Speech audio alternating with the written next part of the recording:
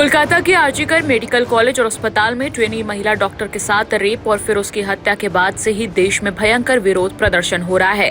इस केस की जांच फिलहाल सीबीआई कर रही है।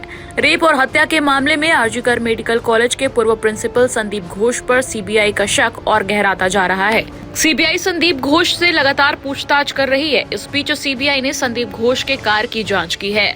संदीप घोष की कार सीबीआई दफ्तर लाई गई। इस दौरान सीबीआई के अधिकारियों ने काफी गहन तरीके से संदीप घोष के कार की जांच की।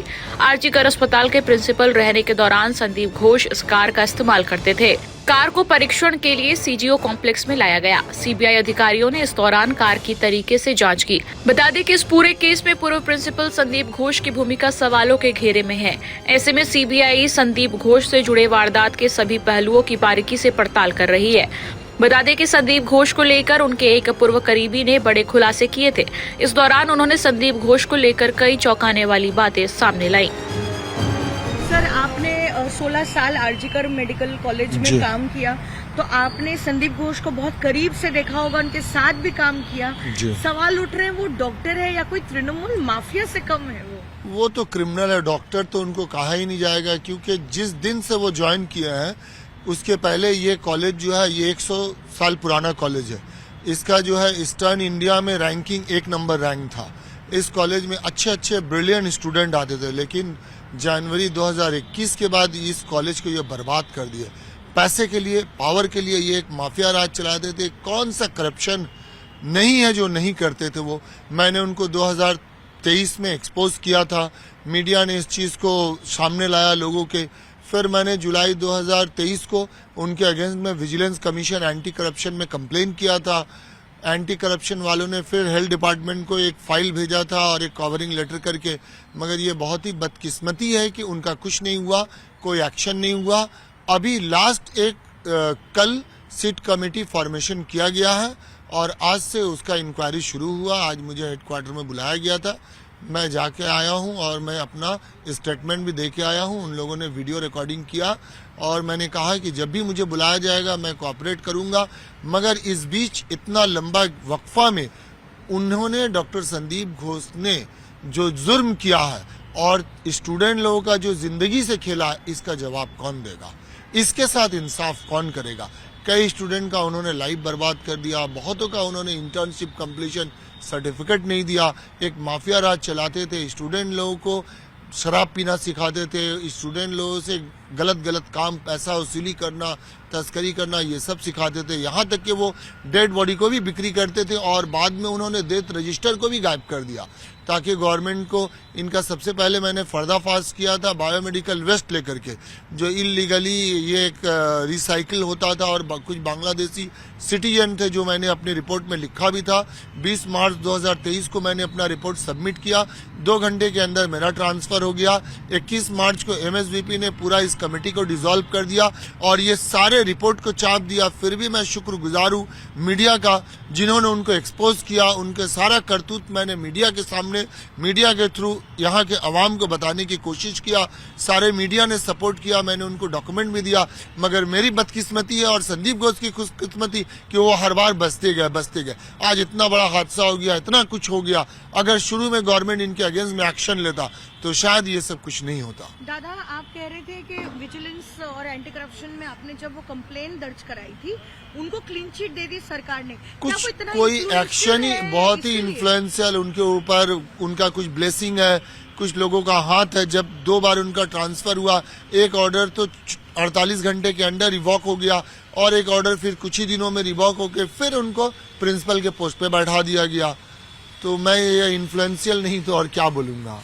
क्या कोई तृणमूल कांग्रेस नेताओं का हाथ है? देखिए, तृणमूल कांग्रेस इस तरह से मैं स्पेसिफाई नहीं करूंगा, लेकिन उनके पीछे काफी लोगों का हाथ है और कुछ लोग मिलके ये सारे नेक्सस चलाते हैं और ये मीडिया को एक्सपोज करनी चाहिए ताकि कुछ और मासूम बच्चे उनका शिकार न हो। दादा, आपने अपने कंप्लेंट में लिखा है कि जो अनक्लेम्ड डेड बॉडीज होती है, हाँ, उनके साथ वो क्या मतलब अनक्लेम्ड डेड बॉडी भी वो बेचते थे और कुछ प्राइवेट मेडिकल कॉलेज जैसे ये अनक्लेम्ड बॉडी वो वर्कशॉप के लिए दे देते थे, डिसेक्शन के लिए, और डेथ रजिस्टर ही वो गायब कर दिए थे ताकि इसका कोई रिकॉर्ड ही नहीं मिले।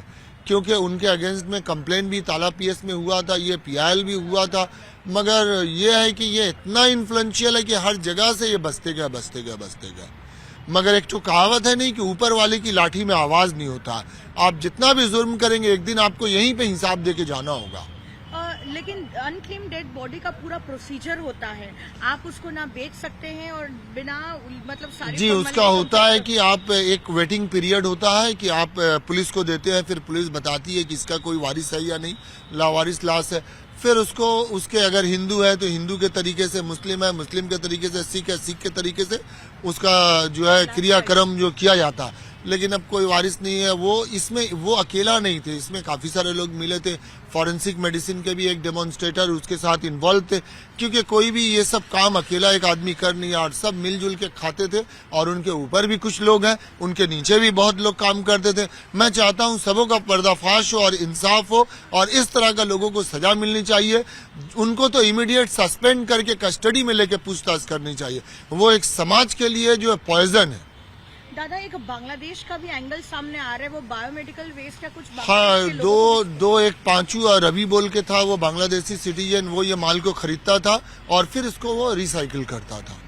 लेकिन बायोमेडिकल वेस्ट को तो रिसाइकिल करना नहीं होता है। नहीं होता, लेकिन ये डॉक्टर संदीप घोष जैसे लोग करवाते थे पैसे की लालच में। ये तो इंसान है या क्या मुझे पता नहीं, क्योंकि ये इंसान और इंसानियत दोनों के लिए खतरनाक है। कभी किसी को हेपेटाइटिस हो सकता है, HIV हो सकता है, कोई भी इन्फेक्शियस डिजीज हो सकता है।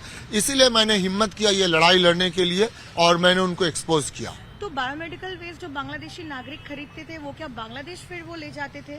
मतलब क्या होता था ये जो बांग्लादेशी जो पूरा एंगल सामने आ रहा है? देखिए, ये तो गवर्नमेंट को इंक्वायरी करनी चाहिए थी, मेरा काम था उनको एक्सपोज करना। लेकिन ये उनका खुशकिस्मती है कि उनके अगेंस्ट में अब तक कोई एक्शन नहीं हुआ। फिर भी मैं सरकार का शुक्रगुजार हूं कि कल एक सिट कमेटी गठन हुआ है और सिट कमेटी बहुत एक्शन में है और आज से ही उन्होंने इंक्वायरी शुरू कर दिया। कल मुझे लेट नाइट मैसेज मिला था, मैं सुबह हाजिर हो गया और मेरे स्टेटमेंट भी रिकॉर्ड हुए और मैंने पूरा कोऑपरेट किया। और मैं बोल के आया हूं कि जब भी मुझे बुलाएंगे, जरूरत पड़ेगी, मैं बिल्कुल कोऑपरेट करूंगा। सर, कुछ ऐसी भी खबरें सामने आ रही कि अस्पताल में जो एक्सपायरी वाली मेडिसिन होती थी, क्या वो जूनियर डॉक्टर और इंटर्न पर दबाव बनाते थे कि उसका जो है इस्तेमाल किया जाए, जो एक्सपायर्ड मेडिसिन थी? देखिए, ये तो अभी इसलिए क्योंकि मैं 1 साल पहले वहां से आ गया, फिर मेरे एब्सेंस में क्या हुआ वो मेरे लिए बताना मुश्किल है। मगर मैं जब था, जो स्कैम था, सबों का पर्दा मैंने फाश किया, क्योंकि ये समाज के लिए भी क्षतिकारक था, इंसानियत के लिए भी। तो मुझसे जो बन पड़ा, मैंने अपने ऊपर बहुत अत्याचार सहा, मगर मैं उस अत्याचार को कभी किसी को नहीं बताया कि मुझे मारने की धमकी दिया गया, मेरे परिवार को टारगेट किया गया, मेरा सर्विस ब्रेक हो गया, मुझे पेंशन, ये सब शिकायत मैंने इसलिए नहीं किया कि मैं चाहता हूँ इंसाफ हो, लोगों को इंसाफ मिल जाए, मेरे लिए यही बहुत है। ऐसी भी खबरें हैं कि वो जूनियर डॉक्टर्स या फिर स्टूडेंट्स को फेल कर देते थे जबरन, और फिर क्या पैसा लेकर जो है उन्हें पास करने का भी वो काम करते हाँ, थे? ये करते थे। ये तो एकदम पूरा रैकेट था। उनके अंडर में जो ग्रुप में कुछ सब जूनियर स्टूडेंट थे, वो लोग पकड़ते थे स्टूडेंट लोगों को और पैसा वही लोग कलेक्ट करते थे। एक मिनट, बार तो सर, क्या वो सुनते थे कि 20 सिक्योरिटी गार्ड, हाँ, 20 सिक्योरिटी गार्ड, हाँ, लेके और प्लस 4 बाउंसर लेके घूमते थे। तो ये अब उस तरह का वो क्रिमिनल माइंड आदमी थे, उनका वो सोच वैसा था। ये सिक्योरिटी गार्ड जो है लड़कियों की सुरक्षा के लिए लगा सकते थे, स्टूडेंट की सुरक्षा के लिए, लेकिन वो तो अपने लिए, पैसे के लिए, पावर के लिए जीते थे। कभी इंसानियत से, स्टूडेंट से उनका नाता ही नहीं रहा। क्या सेक्स रैकेट, ड्रग रैकेट वाकई देखिए, फोर्स पे इन्वॉल्व ड्रग रैकेट के बारे में नहीं पता और सेक्स रैकेट भी ये गलत बात है, बट एडल्टरी होता था। उनके कुछ दोस्त थे जो गेस्ट हाउस में बीच बीच में लड़कियां लेके आते थे, और उनका जो जूनियर डॉक्टर ये पेट स्टूडेंट लोग थे, वो भी कभी कभी लड़कियां गेस्ट हाउस में लेके आते थे। ये बात आखिरी सवाल आपसे, क्योंकि एक जूनियर डॉक्टर का रेप और मर्डर हुआ है, बेहद अनफॉर्चुनेट है ये, तो क्या आपको लगता है कि ये सिर्फ एक रेप एंड मर्डर का केस है, या इसके देखिए, पीछे भी चूंकि कोई कारण है? ये मैटर CBI देख रही है और फिर सुप्रीम कोर्ट भी इसमें इन्वॉल्व है, तो मेरे लिए ये कमेंट करना मुनासिब नहीं होगा जब तक इसका रिजल्ट नहीं आता।